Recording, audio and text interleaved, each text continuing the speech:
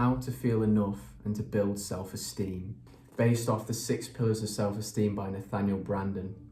Nathaniel Branden is an American psychologist who breaks down self-esteem into 6 pillars. Self-esteem in the definition: the experience of being competent to cope with the basic challenges of life and of being worthy of happiness. I'll link Nathaniel Branden's research on Wikipedia and book if you're interested for further research. The reason why self-esteem is so important, because whether you have high self-esteem or low self-esteem, it creates something called a self-fulfilling prophecy. Self-esteem creates beliefs and expectations, whether you have high self-esteem or low self-esteem, of what is possible, of what we can and cannot achieve in life. These beliefs and expectations that turn them into reality. The reality confirm and strengthen the original beliefs. For example, I have a friend who suffers with low self-esteem, and in his exams, he decided not to do any research, not any revision or anything like that, because he felt like he was 100% going to fail. So he didn't put 100% in. But someone who has that belief will put 110% in because they believe they can get the results. If you have that belief, you're going to go further. So if you have high self-esteem, you're going to try harder. You feel like you can attain it, so you're actually going to go for it. But if you feel like you can't do it all, then it's this feeling of, it's a fact. You know, in your stomach, oh no, I can't achieve that. It feels real. It's that emotional reasoning. Emotional reasoning is, in cognitive behavioral therapy terms, is it feels real, so it must be true. And it's a wall that blocks you in life. With lower self-esteem, you'll take the safer options, the safer jobs. You know, you could end up in a dead-end job because you feel like you cannot escape it. Oh, I'm not good enough for that. There's no, they want to give me a promotion. No, I can't. I'm going to turn that down. Or maybe you take the job and then it's too overwhelming. You just don't believe you can do it, so you half-ass. You don't put 100% in. You self-sabotage. You start procrastinating. You start showing up late for work. If you don't have the belief there, then it is an actual wall. But if you do have the belief, oh yeah, I can smash that job. I can do it. You know what? I'm going to work extra hard because I believe in myself. And it just goes back to the whole placebo effect and the power of belief, and what you believe becomes true in your whole physiology too, and it just feels real and it becomes real, and your whole external view of the world is that way. Self-esteem, low or high, also affects the types of relationships you'll have. If you have higher self-esteem, then you're more likely to have happy and fulfilling relationships because there's less toxicity. Because I know when I feel insecure in relationships, I can sometimes pull toxic moves of like trying to make the other person jealous and stuff like that. And it's, I'm not saying I'm a particularly toxic person, but with lower self-esteem, there's more insecurity for you guys to breed together, which can just cause more problems. But if you're coming from a place of I love myself, there's more trust, you guys can grow together. It affects every aspect of your worldview and how you operate with other people and in the workplace and everything. So in this book, he speaks about 6 pillars to practice to build self-esteem. It's the practice of doing these 6 pillars, action that can create building that internal belief in yourself. So the first pillar is the practice of living consciously. So living consciously, it means to be aware. It means to be aware of your life in terms of being present. So to practice the art of meditation, but also it's being aware of your actions and the consequences of them. Because if you're just a zombie, if you're just on autopilot, if you're just in your own head all the time, you're not going to be aware of your actions, because we have all these habits that are automatic. You know, sometimes we don't even realize when we're doing these bad habits. Maybe you're eating junk food and you went through a whole packet of crisps while you're watching Netflix and you didn't even realize, and then you ordered Uber Eats and stuff like this. Without the self-awareness, how can you improve on your life? And also to become aware of your habits in the day. This is something in the Atomic Habits book by James Clear. He says to create awareness, it's really important to make a list of your habits, your good and bad habits. So then you can be aware of the good ones or change them if you want to. And then with the bad ones, obviously you want to improve on those too. So this creates self-awareness. And it's also being aware of your life and your life situation. So like things like deep journaling, you know, asking yourself questions about your life, like where am I, where do I want to be, and what do I enjoy about life, and what have I done today. A really good example, which I feel like would would resonate with a lot of people is you're on your phone most of the day, most likely, right? You're scrolling on TikTok, you're doing all these things, which is fair enough, lots of people do it, I'm not judging you. But then look at your screen time. That's being conscious.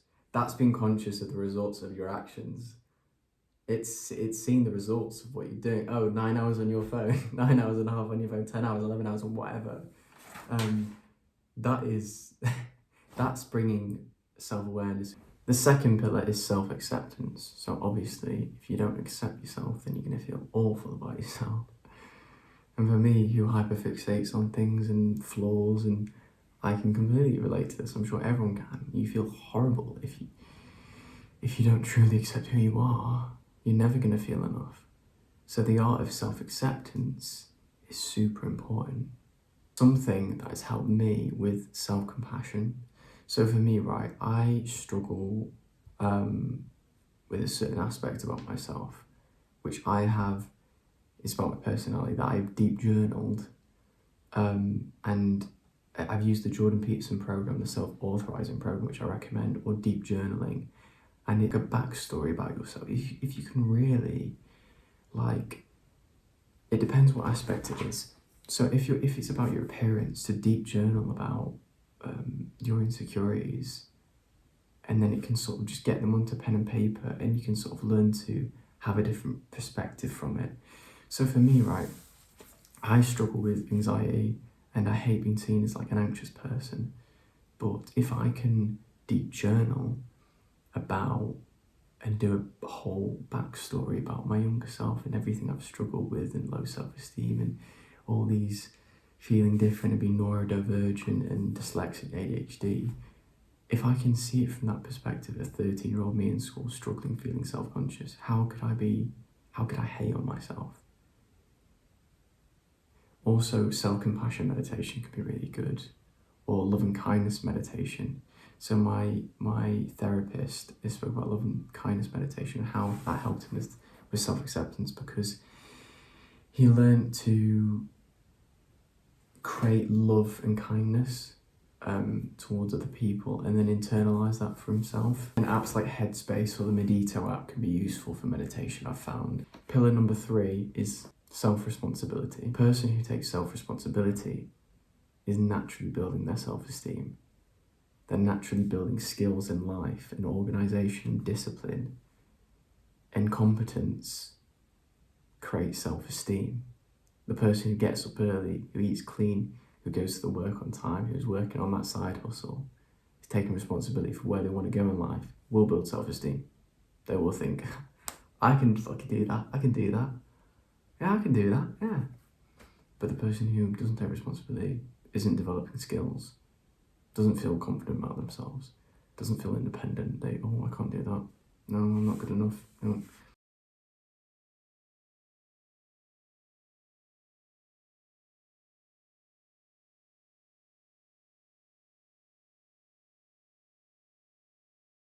Self-assertiveness. Now, self-assertiveness doesn't mean just be a dick.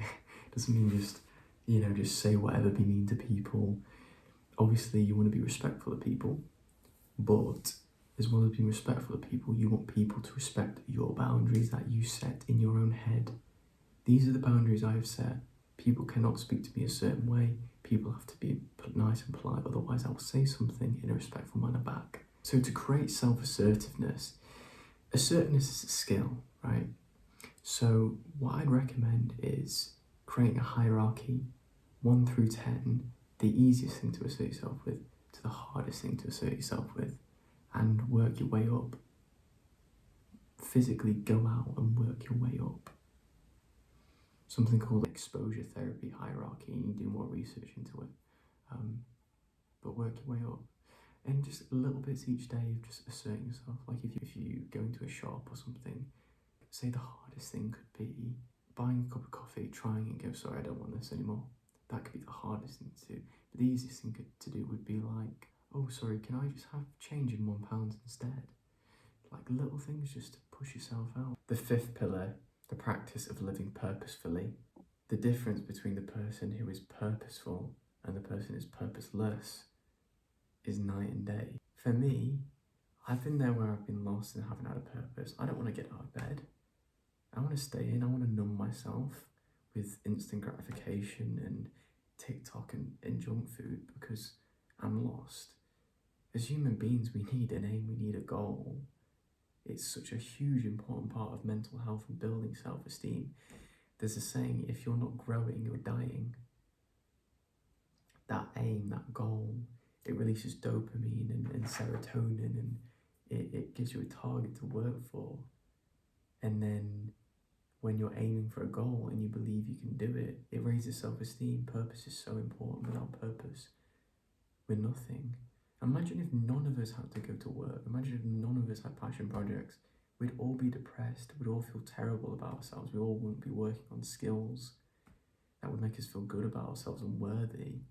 So to build purpose, you need to be self-aware in the first place. Setting out, asking questions to yourself, like you're on a date with yourself, trying to figure out who you want to become in 5 years' time is a great bar.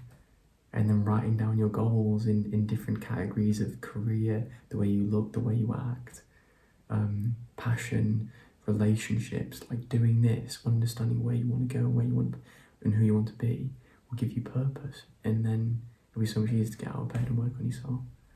Pillar 6, personal integrity. Personal integrity is who you are when no one's looking. It's about what is morally right and what is the right thing to do in situations. Like, for example, if you believe cheating is wrong and you feel it's wrong and you feel a bit bad but you still cheat, you're going to lower self-esteem because you know that's not a good thing to do. That's not a good act of a human being to have. So it's being self-aware. It's being self-aware again about, like every other step I've said about how to become self-aware. Being self-aware about what is right, what is wrong, and acting on it. When no one else is looking, do the right thing. Because imagine you're doing all these things, you're living purposefully, you're living consciously, you're aware of your actions, you're doing all these things. And then on top of that, you're the man who you say you are to everyone else behind closed doors. Wouldn't you feel amazing about yourself? Not only are you successful, but you're a good human being and doing the right thing. That sounds like a really good life.